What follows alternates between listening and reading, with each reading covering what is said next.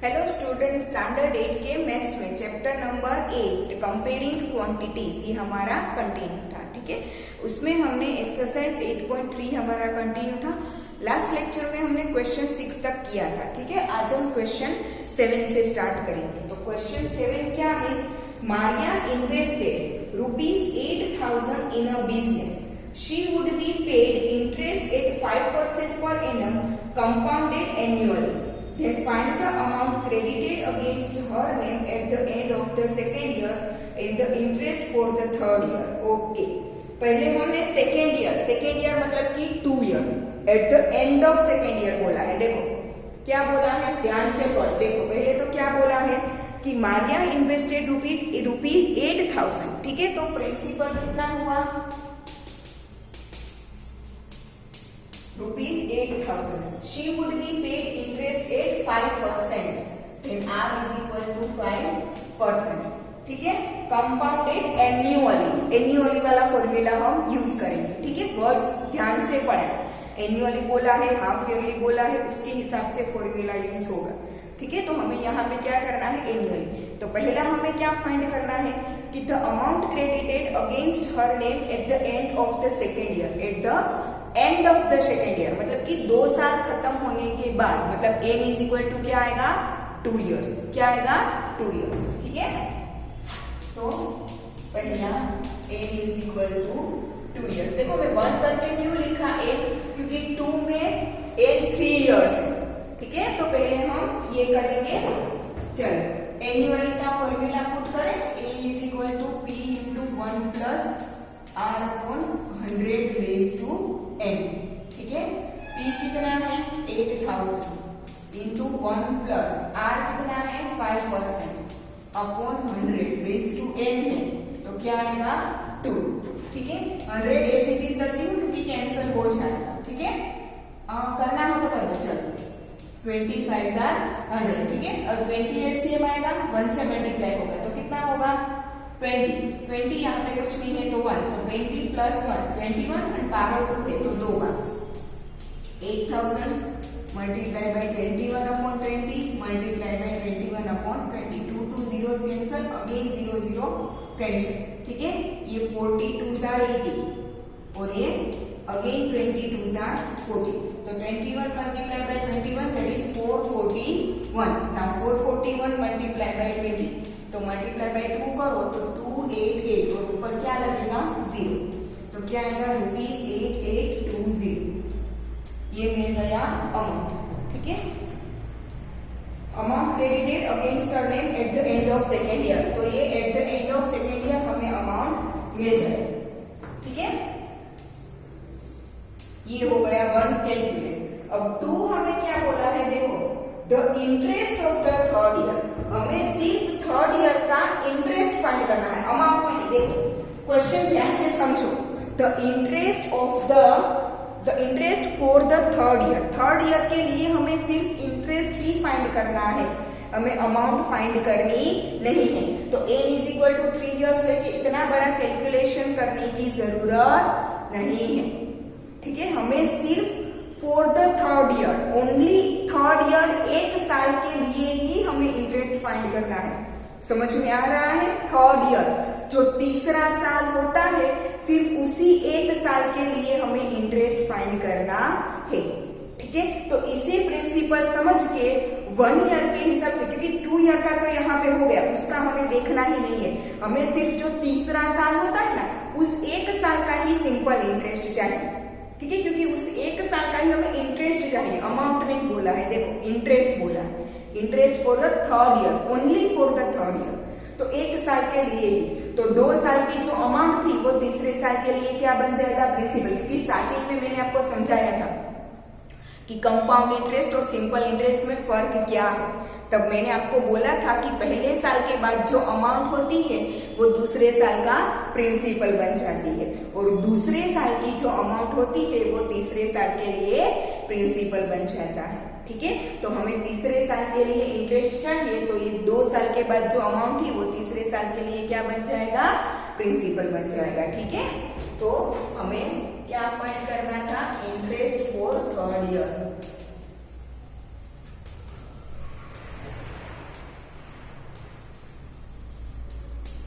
उसके लिए हमें P 2 साल के बाद जो अमाउंट मिला उसे हम क्या ले लेंगे, प्रिंसिपल ले लेंगे 8820।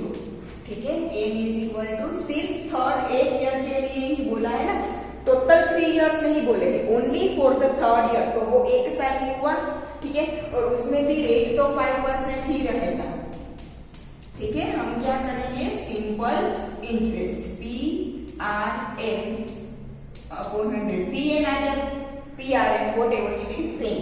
ठीक है, AP 8820 R 5% in 1 year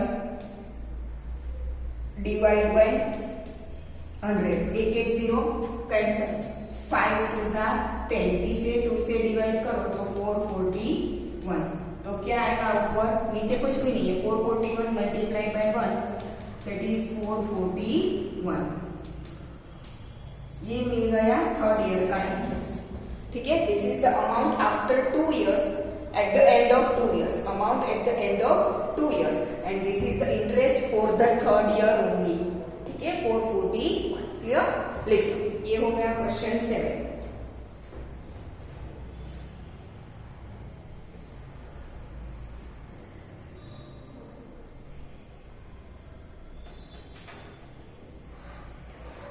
हो गया। Now let's move to question number 8।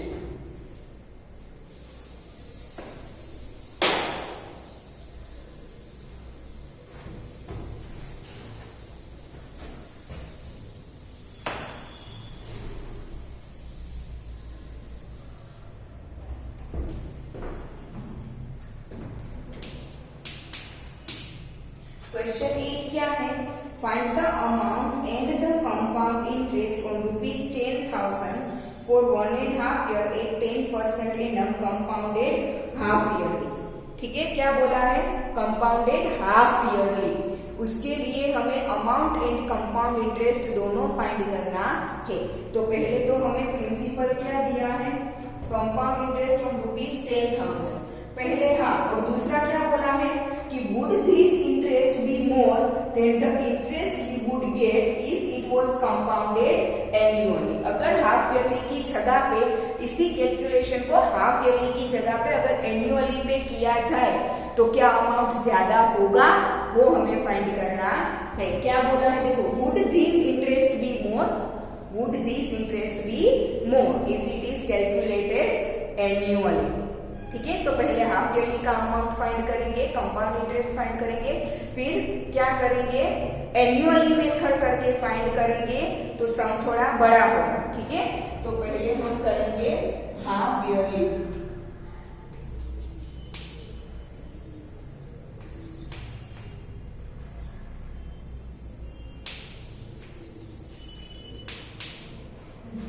Half yearly find करेंगे, प्रिंसिपल कितना है 10,000,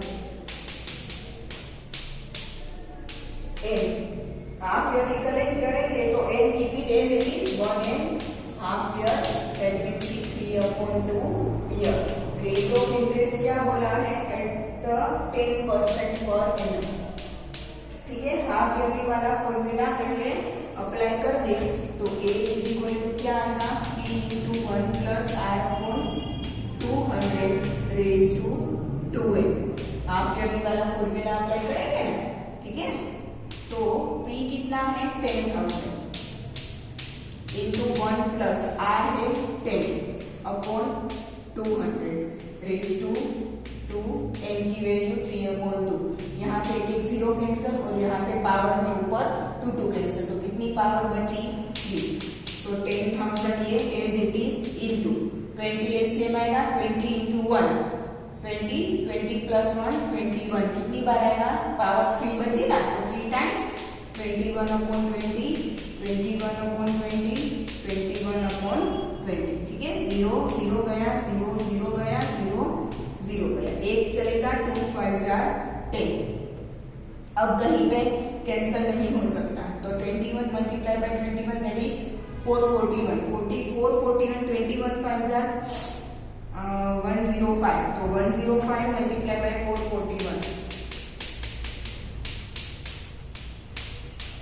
144 0 0 0 5 22, 22, 50,364, 46,305 rupees 46,305 डिवाइड बाय, सॉरी ये नहीं आएगा, डिवाइड बाय 2 2 4 आएगा ना अभी 46,305 डिवाइड बाय 4 4 1 4 4 1 4 2 3 4 5 20 3 बचा 30 हुआ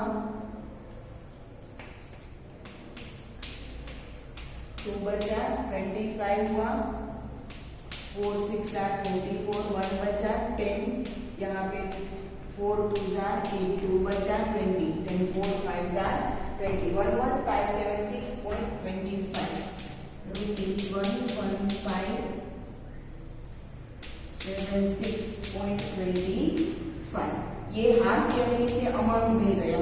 हमें अमाउंट एंड कंपाउंड इंटरेस्ट दोनों फाइंड करना है, तो हमें अमाउंट तो मिल गया। अब हम क्या करेंगे, कंपाउंड इंटरेस्ट फाइंड करेंगे। क्या फाइंड करेंगे, कंपाउंड इंटरेस्ट। तो मैंने आपको कंपाउंड इंटरेस्ट फाइंड करने का फॉर्मूला लिखवाया है, compound interest is equal to amount minus principal लिखवाया है, ठीक है। अमाउंट है 11,576.25 माइनस प्रिंसिपल है 10,000, क्या आएगा रुपीज 1576.25, ठीक है। ये मिल गया कंपाउंड इंटरेस्ट, ये हाफ ईयरली हो गया।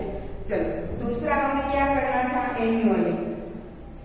Would these interest be more than the interest he would get if it was compounded annually? अब हम क्या करेंगे, ये हाफ ईयरली वाला मेथड था, अब हम करेंगे एनुअल। बट ईयर कैसे है, देखो मैंने आपको बोला था कि ईयर है होल नंबर में नहीं है, 1.5 ईयर रेशनल नंबर में है, ठीक है। तो 1.5 ईयर है, तो पहले 1 ईयर का हम क्या करेंगे, कंपाउंड इंटरेस्ट, फिर उसकी जो अमाउंट मिलती है उस पे हाफ ईयर का सिंपल इंटरेस्ट, ठीक है। तो पहले क्या करेंगे, find amount for 1 year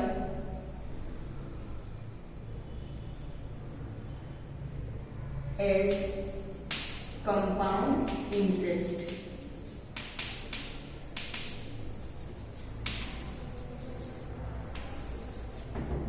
and then simple interest on 1/2, simple interest for 1/2 year on their amount, ठीक है। पहले 1 ईयर का अमाउंट फाइंड करेंगे, कंपाउंड इंटरेस्ट है, फिर वो जो अमाउंट मिलती है उसके उस पर हाफ ईयर का सिंपल इंटरेस्ट फाइंड करेंगे, ठीक है।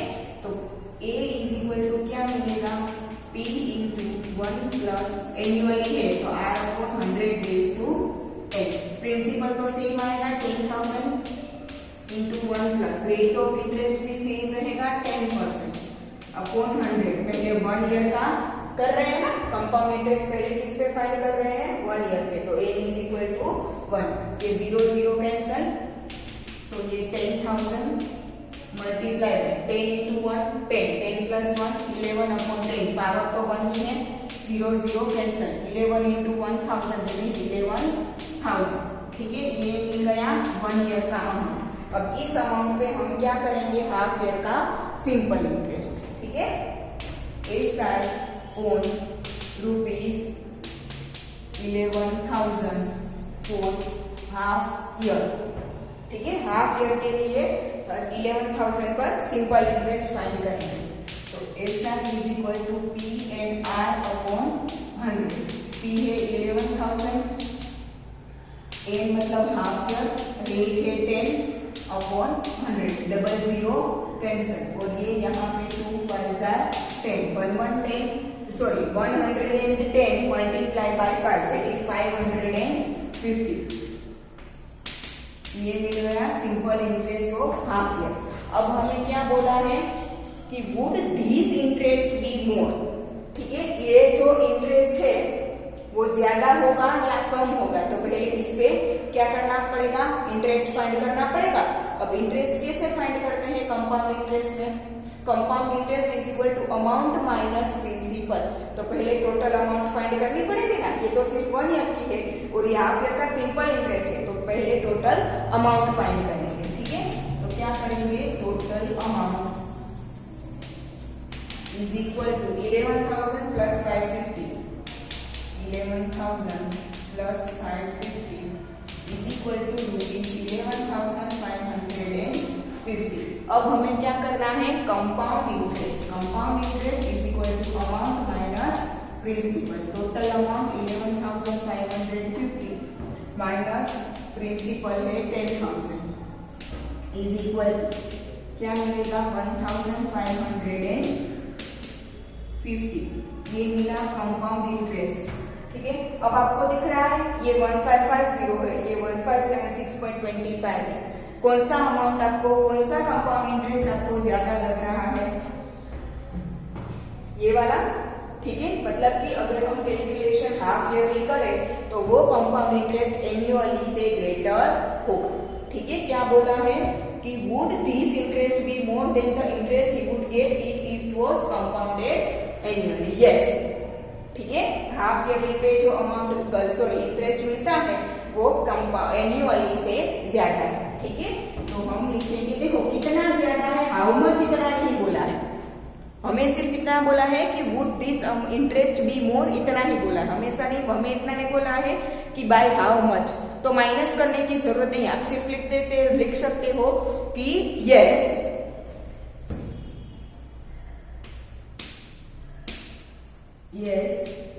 Interest compounded half yearly is more than it is compounded annually। ठीक है, तो इंटरेस्ट अगर हाफ ईयरली कंपाउंड करेंगे तो वो एनुअली से ज्यादा होगा। क्लियर? ये हो गया क्वेश्चन नंबर 8। लिख लो सब।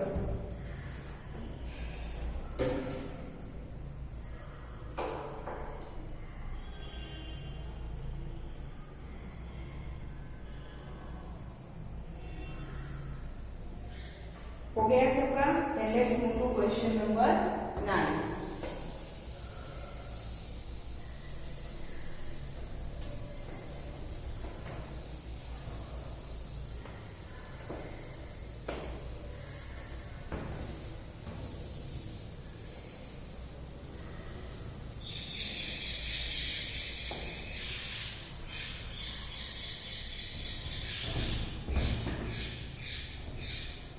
चलो क्या है question number 9, find the amount which Ram will pay on ₹4096 if he gave it for 18 months at 12.5% per annum, interest being compounded half yearly।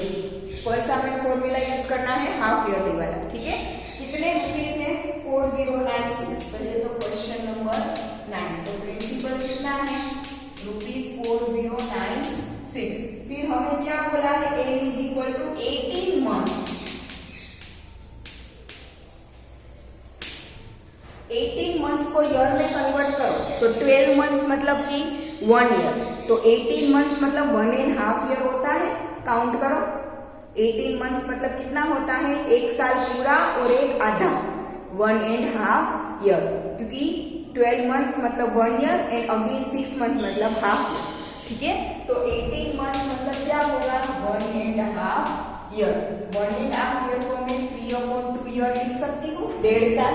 ठीक है, अब रेट ऑफ इंटरेस्ट क्या बोला है? R इज इक्वल टू क्या बोला है? 12.5%। 12.5%, इसका भी 12 2 24, 24 प्लस 1 25/2%।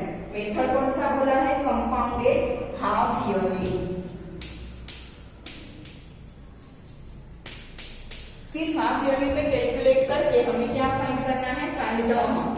ठीक है, ओनली एक ही फॉर्मूला और एक ही कैलकुलेशन आएगा। ठीक है, हाफ ईयरली है तो उसका फॉर्मूला क्या है?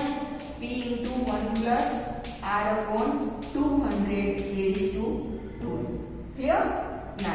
p कितना है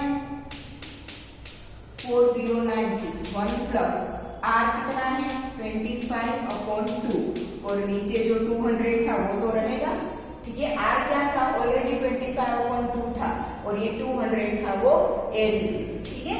और ये 2 ये कितना है 3 अपॉन 2, ये 2 पहले कैंसर और ये 25 8 आर 200 होता है, ठीक है ना। 4096 इंटू ये 2 8 आर 16 एलसीएम आएगा 16 इंटू 1 16 यहाँ पे कुछ नहीं है प्लस 1 मतलब 17 और कितनी बार आएगा 3 टाइम्स डिवाइड बाय 16 तो रहेगा तो 17 डिवाइड बाय 16 17 डिवाइड बाय 16। अब 4096 डिवाइड बाय 16 क्या होता है देखते हैं। 4096 डिवाइड बाय 16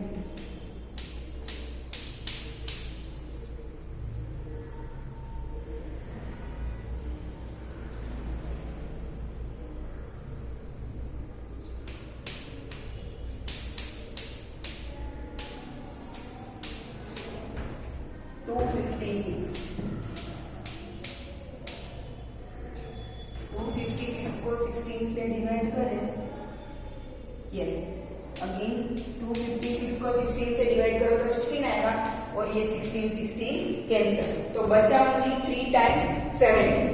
क्या बचा देखो 4096 और नीचे 3 टाइम्स 16 था वो तो एक दूसरे के साथ कैंसिल हो गया, ठीक है। अब बचा 3 टाइम्स 70 तो उसका मल्टीप्लीकेशन करें तो a इज इक्वल टू 70 को 2 बार तो 289 होगा multiply by 70 982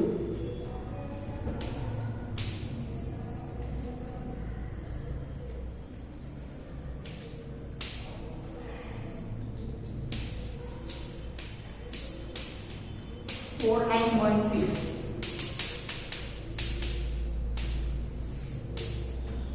amount he find करना था ना, ठीक है। Find the amount which Ram will pay, कितना फाइंड करेगा वो 4913 हो गया, ठीक है। यहाँ पे 16 तो कैंसिल हो गया था इसके साथ 4096 को 16 से करो तो 256 अगेन 256 को 16 से डिवाइड करो तो 16 एंड 16 कैंसिल तो 3 टाइम्स 17 बचा था तो 17 को 3 टाइम्स मल्टीप्लाई करोगे तो 4913 तो राम विल पे ₹4913, ठीक है,